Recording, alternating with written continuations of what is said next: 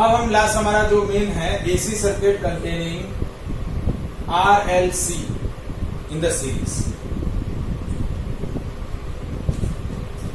ठीक है, तो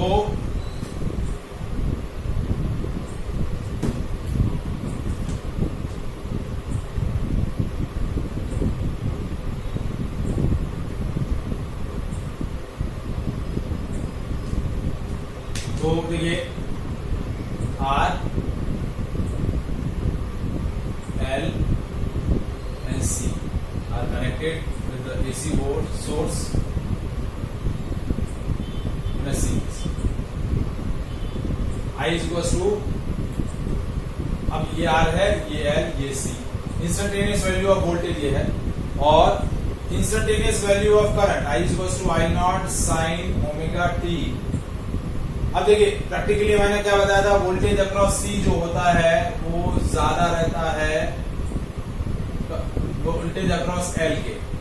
तो हम यहाँ केस कौन सा ले रहा है, VC is more than VL। तो उस केस में क्या होगा, करंट लीड करेगी वोल्टेज से, नेट वोल्टेज से। तो हमारा इंस्टेंटेनियस वैल्यू ऑफ करंट क्या होगा, this is instantaneous value of current. आप -5 से भी कर सकते हैं, कोई इश्यू नहीं है, उससे भी आ जाएगा। तो अब ये जो मेन आर्टिकल है, इससे हमने अभी तक जो तीनों पार्ट किए हैं वो सारे कैलकुलेट कर लेंगे। तो देखिए अब इंस्टेंटेनियस पावर,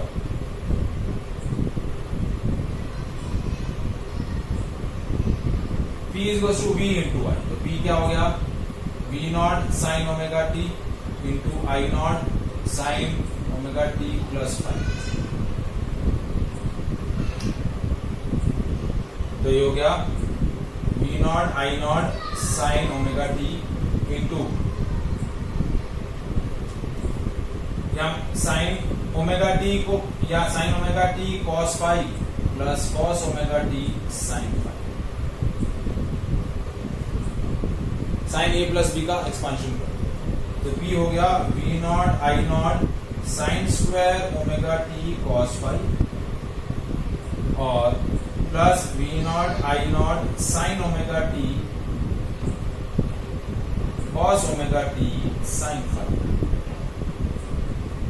ये आपकी इंस्टेंटेनियस पावर आ गई।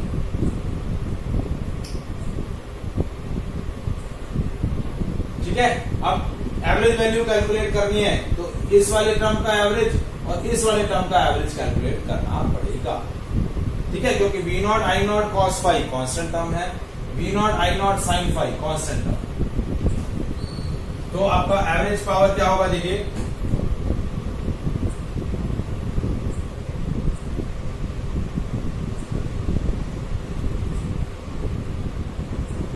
V not I not cos 5 average of sine square omega t plus V not I not by 2 sine omega t cos omega t into sine 5 into 2 sine omega t cos omega t. 2 से ऊपर नीचे multiply कर दिया, ये हो गया V not, इसका average निकालना। V not I not cos 5 sine square omega t plus इसका average value V not I not by 2 sine 5 और एवरेज किसका निकालना है, साइन 2 ओमेगा टी। अब ये एवरेज वैल्यू मैं रेजिस्टर ओनली में कैलकुलेट कर चुका हूं, ये एवरेज वैल्यू मैं इंडक्टर ओनली में कैलकुलेट कर चुका हूं। तो 0 to t sine square omega t dt 1 by integration of this, इसकी एवरेज वैल्यू होती है 1 बाय, और integration of sine 2 omega t dt 0 to t, इसकी एवरेज वैल्यू क्या होगी, 0।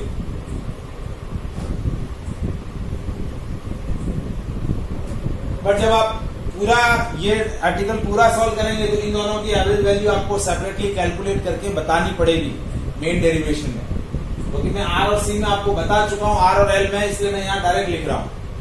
लेकिन जब आप मेन डेरिवेशन करेंगे, एग्जाम में क्वेश्चन आता है, तो आप डायरेक्ट नहीं लिखेंगे कि इसकी एवरेज वैल्यू 1/2 और इसकी एवरेज वैल्यू 0 है। आपको पूरा डिराइव करके बतानी पड़ेगी कि दोनों की एवरेज वैल्यू ये से क्यों आई है।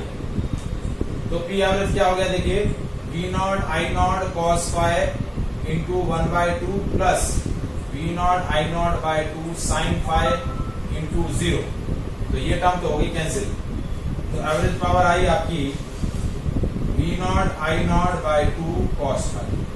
एक एक्सप्रेशन ये आ गया और दूसरा एक्सप्रेशन आएगा V not by root 2 into I not by root 2 into cos phi। तो ये हो गया VRMS into IRMS into cos phi।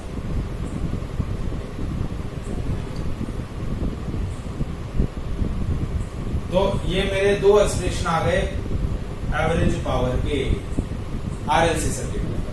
अब ये जो cos phi है, इस cos phi को हम क्या बोलते हैं? Power factor. क्या बोलते हैं? Power factor.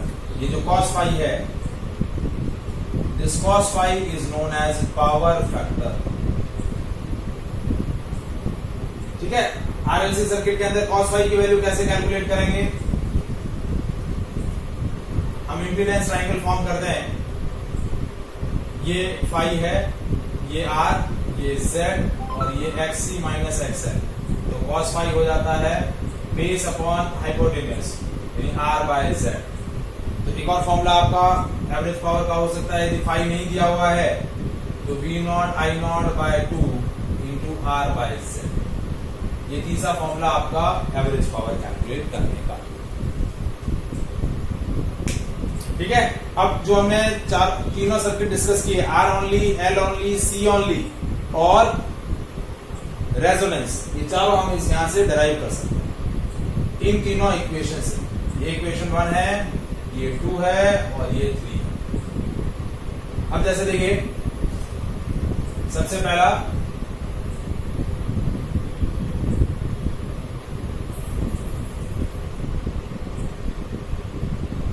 Circuit contain R only, तो उसके अंदर फेज डिफरेंस क्या होता है? phi 0 degree. वोल्टेज और करंट सेम फेज में होते हैं, तो cos phi की वैल्यू हो जाएगी 1। तो एवरेज पावर आएगा V not I not by 2। हम डिराइव कर चुके हैं पहले। ठीक है। Next, circuit contain L only, phase difference होता है 90 वोल्टेज और करंट के बीच में, तो cos 90 की वैल्यू होती है 0। L ओनली और C ओनली दोनों के लिए सेम ही रहेगा, तो एवरेज पावर आ जाएगी 0, क्योंकि V not I not by 2 into cos 90 की वैल्यू होती है 0, तो average power 0। Now circuit contain RLC with resonance, तो रेजोनेंस में क्या होता है? Z की वैल्यू होती है मिनिमम और वो होती है R के इक्वल। तो ये फॉर्मूला यूज होगा, P average is equals to V not I not by 2 into R by R। ये कैंसिल हो गया। ये इस तरीके से भी हम डिराइव कर सकते थे कि जब RLC सर्किट रेजोनेंस अकर करता है, so that circuit is purely resistive. सिर्फ रेजिस्टेंस होता है उसके अंदर, क्योंकि resistance offer by inductor and capacitor दोनों इक्वल और अपोजिट हो जाते हैं। तो एवरेज पावर वही आएगी जो प्योर रजिस्टर सर्किट के अंदर आती है।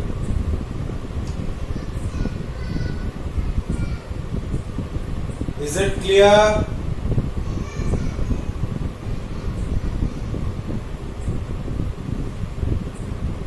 Yes, sir. Any doubt to anyone?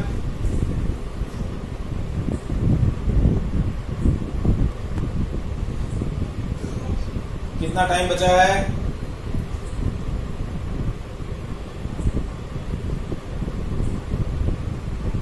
Call disconnect हो तो मेरी दूसरी वाली जो आईडी है ना, उससे कनेक्ट होना है। ठीक है। एक आधा क्वेश्चन हम डिस्कस कर लेते हैं, बाकी RLC सर्किट का हमने एक भी क्वेश्चन डिस्कस नहीं किया है, तो एक दो क्वेश्चन डिस्कस कर लेते हैं, तो और पावर का भी क्वेश्चन कर लेते हैं।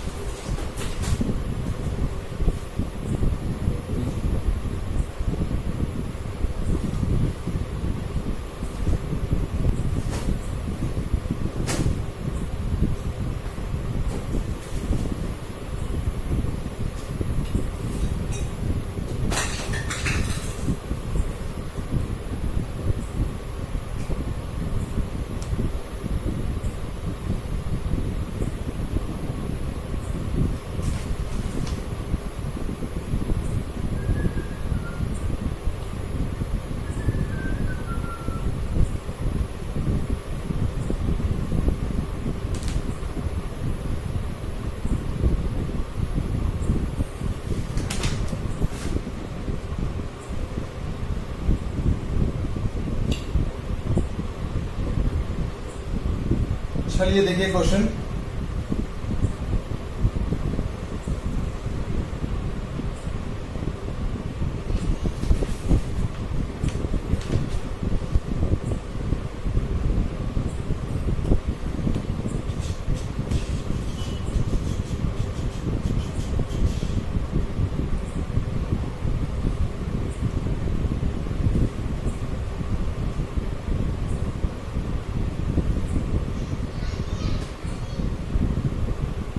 चलिए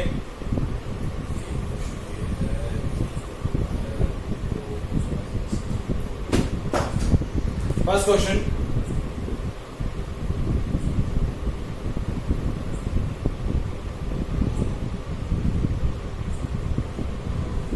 आरएलसी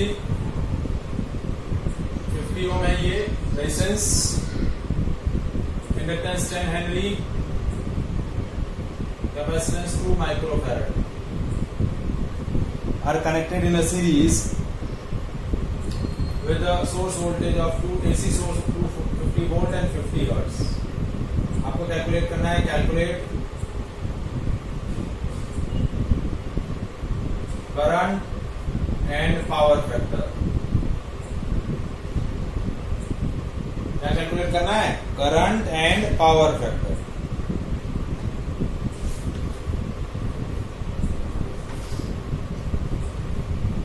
ठीक है, तो कैसे करेंगे देखिए।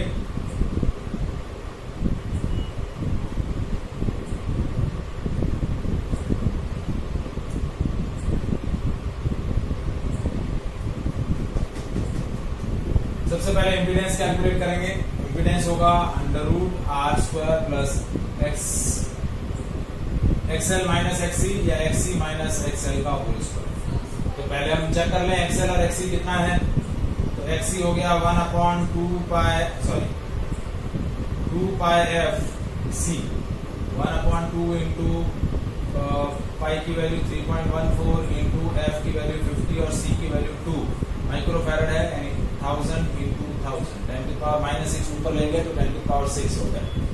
ठीक है, ये 2 0 यहाँ कैंसिल हो गए, ये हो गया 5, ये हो गया 5000 डिवाइड बाय 3.14, क्या हो गया 5000 डिवाइड बाय 3.14।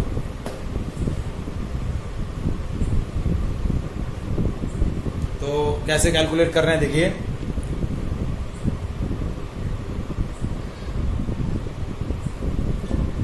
कोई कैलकुलेट करके बता रहा है या मुझे करना है?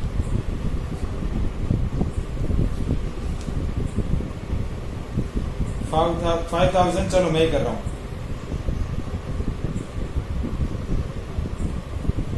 5,000 डिवाइड बाय 3.14, दैट इज 1592 ओम। ठीक है, XL की वैल्यू 2 पाई FL, 2 into 3.14 into 50 into L की वैल्यू है 10, हो गया 300 एंड ये हो गया 3140। तो XL की वैल्यू ज्यादा है, XC की कम है, तो ये हो गए XL माइनस XC। ठीक है, कैलकुलेशन थोड़ा सा बड़ा रहेगा। Z की वैल्यू आ जाएगी R का स्क्वायर यानी 50 का square plus XL minus XC, 3140 minus 1592 का होल स्क्वायर, ये हो गया 2500 प्लस इन दोनों का डिफरेंस करके स्क्वायर करना है।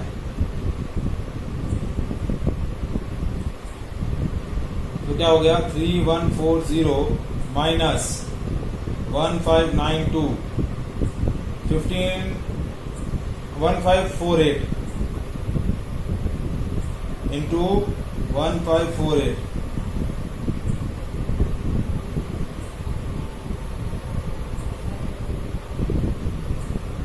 Plus 2500, 2398804,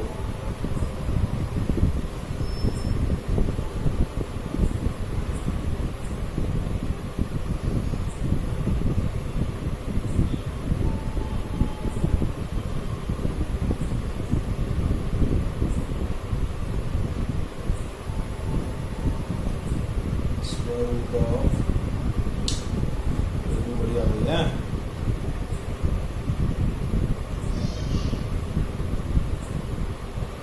$3140 minus 1592 into 1548 plus 2500 2398804।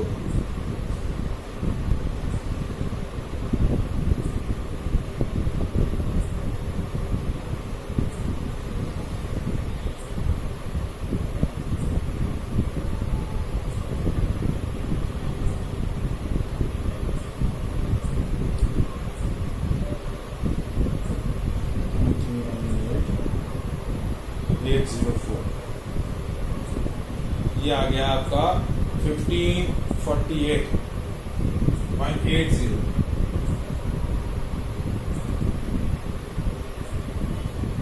इसकी वैल्यू आ जाएगी 1548.80।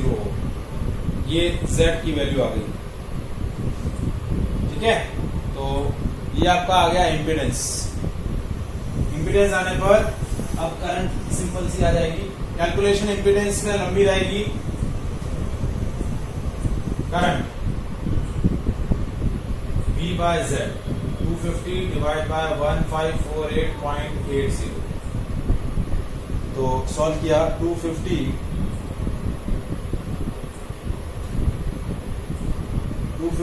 Divided by 1548.80। तो करंट आ गया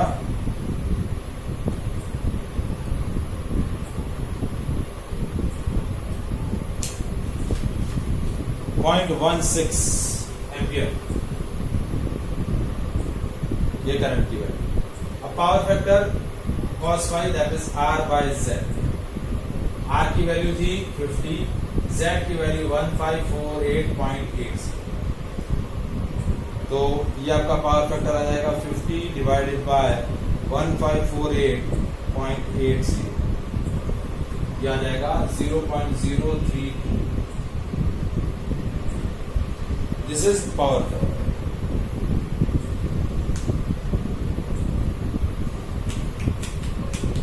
Is it clear?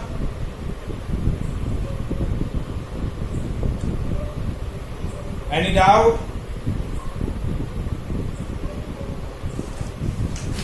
Anyone? ठीक है, इसमें हम और भी वैरायटी है, वो हम नेक्स्ट सेशन में डिस्कस करते हैं। ठीक है, 2-3 टॉपिक है, मोस्ट प्रोबेबली नेक्स्ट सेशन में कंप्लीट हो जाएगा। न्यूमेरिकल थोड़े रहेंगे तो 1-2 सेशन और लगेंगे। ठीक है, तो वेडनेसडे तक मेरा टारगेट है कंप्लीट कर देंगे इसको। ठीक है, बुक कब लेनी है? क्या कह रहे हैं बेटा? वो जो आपने बोला था बुक लेने को, वो कब लेना है? वो कल ले लेना बेटा, तुम तो मेरे से कल ले लेना। बाकी लोगों को मैं 1-2 दिन में सेट करता हूँ। ठीक है, हाँ सर। चलो ओके बेटा, bye. Bye sir. Last class में कल मैंने डिस्कस किया था power in AC circuit. Different AC circuits के अंदर पावर क्या रहती है वो हमने कैलकुलेट किया, और उससे रिलेटेड मैंने कुछ कल क्वेश्चन भी डिस्कस किए थे। आरएलसी सर्किट एक डिस्कस किया था, तो आज मैं कुछ और आरएलसी सर्किट के क्वेश्चंस डिस्कस कर रहा हूँ। और साथ में देखिए 2 टॉपिक हमारे बाकी हैं। एक तो आई थिंक ट्रांसफार्मर, और एक बाकी है बैंडविड्थ ऑफ रेजोनेंस कर्व। ठीक है, तो वो हम डिस्कस करेंगे। पहले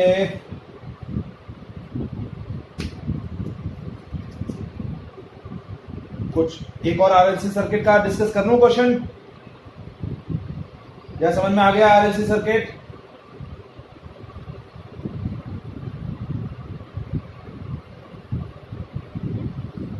सर एक क्वेश्चन कर लें। चलो, सो क्वेश्चन सेकंड देखिए। 50 microfarad capacitor, 0.05 Henry inductor and a 48 ohm resistor are connected in a series with the AC source of EMF E is equals to 310 sin 314t.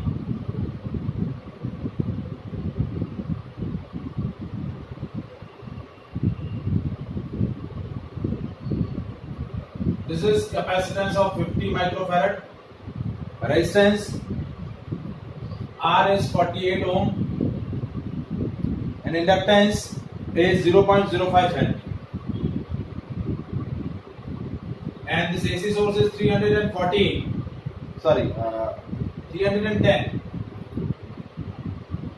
sin 314 t. आपको calculate करना है, calculate the impedance of the circuit and what is the phase angle between the current and applied EMF. क्या calculate करना है? Calculate Z impedance, current, phase difference,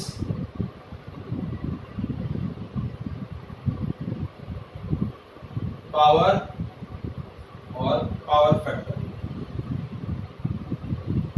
ये 5 point calculate करना. ठीक है, 2 टॉपिक जो है मैंने मेरे हिसाब से ऐड कर लिए हैं. ठीक है, तो अब आपका सोर्स का वोल्टेज कितना है, VRMS की वैल्यू कितनी है? VRMS है 310 वोल्ट. ठीक है, ओमेगा की वैल्यू है 314 रेडियन पर सेकेंड. तो फ्रीक्वेंसी हो जाएगी ओमेगा अपॉन 2 पाई. तो 314 डिवाइडेड बाय 6.28, ये 1 ये 2, तो फ्रीक्वेंसी हो गई 50 हर्ट्ज. 100 बाय 2 फ्रीक्वेंसी कितनी हो जाएगी? 50 हर्ट्ज. ठीक है, उस बेसिस पे हम XL और XC की वैल्यू कैलकुलेट कर रहे हैं. XL हो गया ओमेगा इंटू L और XC हो गया 1 बाय ओमेगा C. हमें F की वैल्यू भी नहीं चाहिए, हमें ओमेगा की वैल्यू चाहिए, दे रखी है 314. L की वैल्यू है 0.05. कितनी है? 0.05. तो देखिए कैसे सॉल्व कर रहे हैं इसको.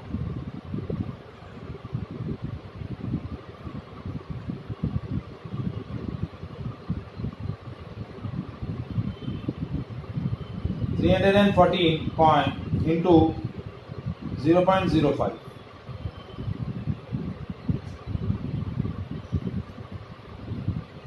314 into 0.05, ये हो गया 15.7.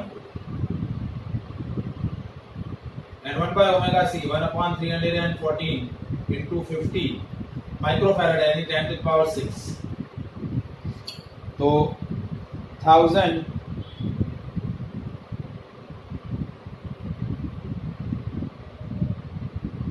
divided by 314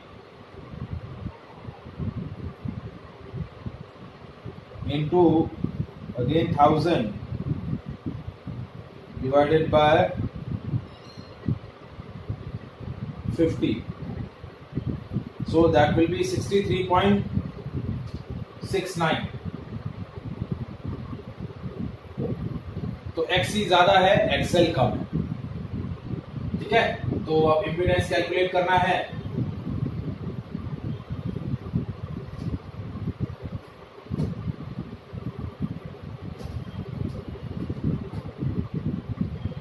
Z is equals to under root R square plus XC minus XL का होल स्क्वायर. क्योंकि XC वोल्टेज कैपेसिटिव रिएक्टेंस ज्यादा है इंडक्टिव रिएक्टेंस के कंपैरिजन में, तो XC माइनस XL. तो ये हो गया 48 का स्क्वायर प्लस 63.69 माइनस 15.7 का स्क्वायर. ठीक है, तो देखिए इसको सॉल्व कर रहे हैं हम. 63.69 माइनस 15.7, ये भी हो गया 48 का स्क्वायर और 48 का स्क्वायर. तो ये बहुत ही अच्छी बात हो गई. ठीक है, तो क्या आ जाएगा? 48 बाहर ले लिया, यहां बच गया 1 प्लस 1, तो इंपेडेंस हो गया 48 रूट 2 ओम. कितना हो गया? 48 root 2 ohm. Is it clear?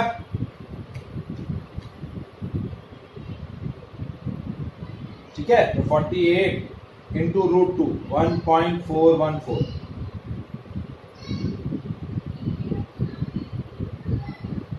67.87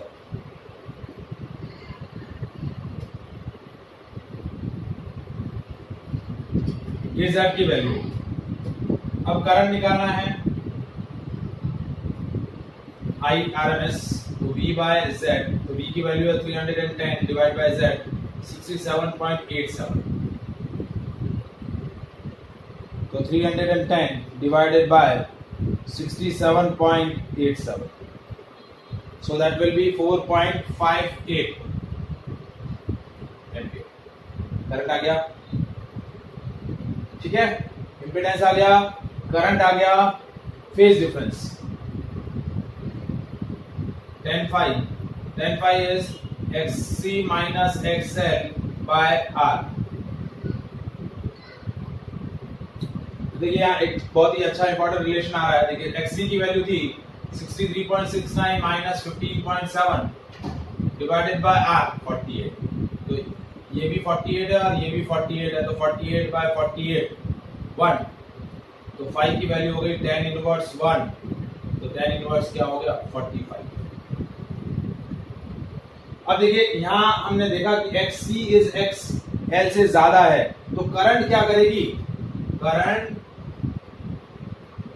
lead by voltage, sorry lead through voltage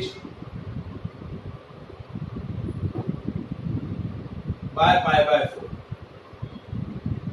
pi by 4 से क्या कर रही है, वो लीड करेगी।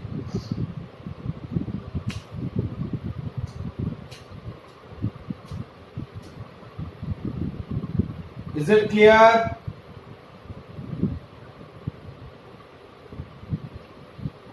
Yes. अब हम डिस्कस करते हैं पावर फैक्टर एंड पावर। अब हम कैलकुलेट करते हैं power factor.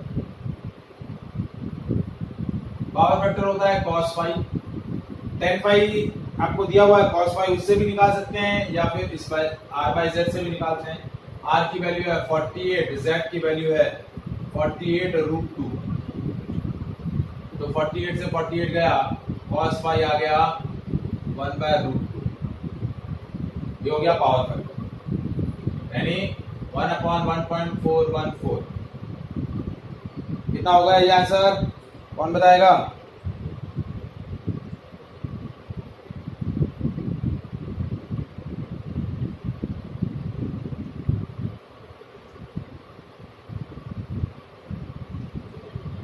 One divided by 1.414 0.707, ये पावर फैक्टर आ गया। अब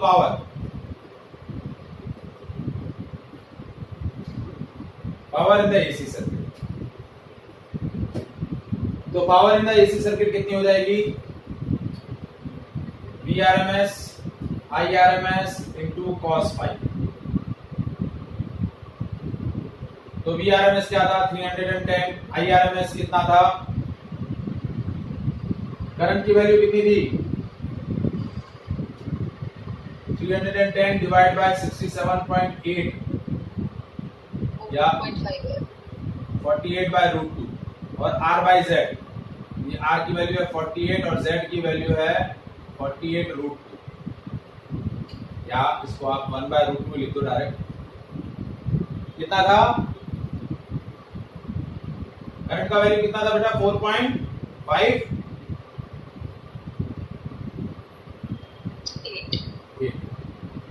तो 310 इंटू 4.58 डिवाइड बाय इंटू 707.707, तो देखिए मल्टीप्लाई किया इसको और सॉल्व किया, 310 into 4.58 into 0.707,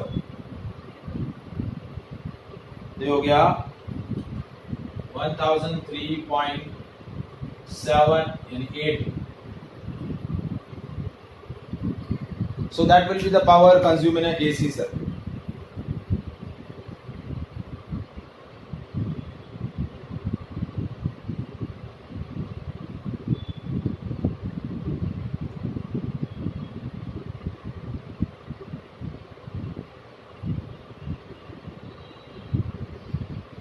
is it clear?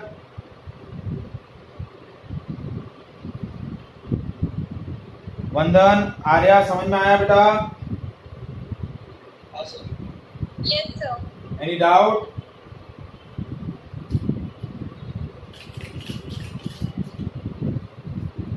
चलिए नेक्स्ट क्वेश्चन।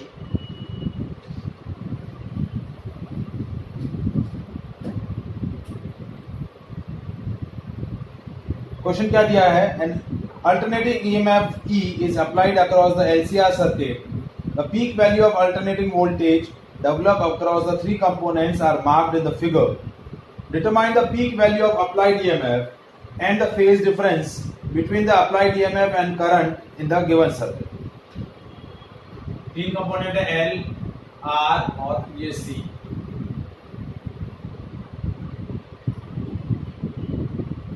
ये AC सोर्स है। अल्टरनेटिंग ईएमएफ जो है वो E आपने अप्लाई किया हुआ है यहाँ पर E। ये L है, ये R है और ये C है। इसके अक्रॉस वोल्टेज, L के अक्रॉस वोल्टेज दिया हुआ है 8 वोल्ट, R के अक्रॉस वोल्टेज दिया हुआ है आपको 4 वोल्ट और C के अक्रॉस वोल्टेज दिया हुआ है 5 वोल्ट। तो आपको पूछा है determine the peak value of applied EMF, यानी आपको पीक वैल्यू कैलकुलेट करनी है, and phase difference between the applied EMF and the current. Phase difference बताना है। और तो देखिए ये E ले ले या V ले ले, तो V क्या होगा? देखिए VL दिया हुआ है 8 वोल्ट, VC दिया हुआ है 5 वोल्ट और VR दिया हुआ है 4 वोल्ट। तो देखिए V स्क्वायर क्या होता है? V square is equal to VR square plus VL minus VC का होल स्क्वायर। क्योंकि क्या हो रहा है? देखिए vector V is equal to vector VR plus vector VL plus vector VC।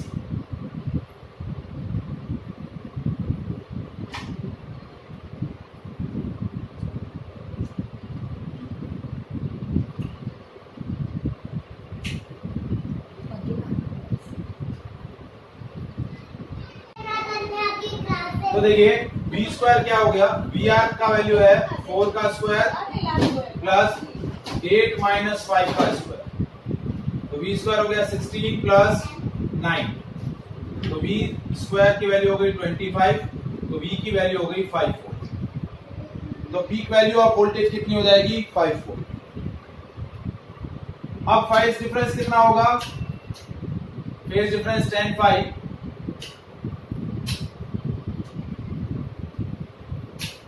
tan phi is equals to VL minus VC upon VR. Shagra, what are you doing on that?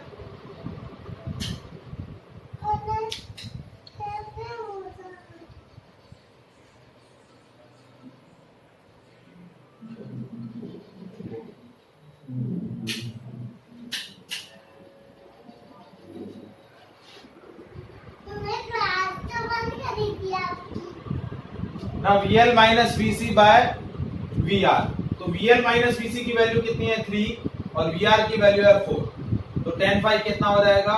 3/4। Is it clear?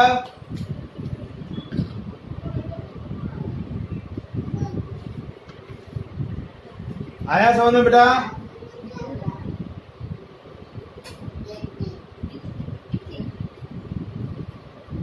मान्या, वंदन, Arya,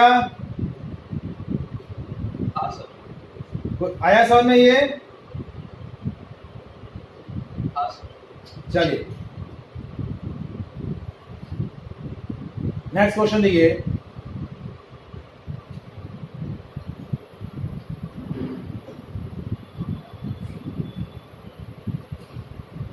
Find the resonant angular frequency of LCR circuit with L is equals to 2 Henry, C is equals to 32 microfarad and R is equals to 10 ohm, and also determine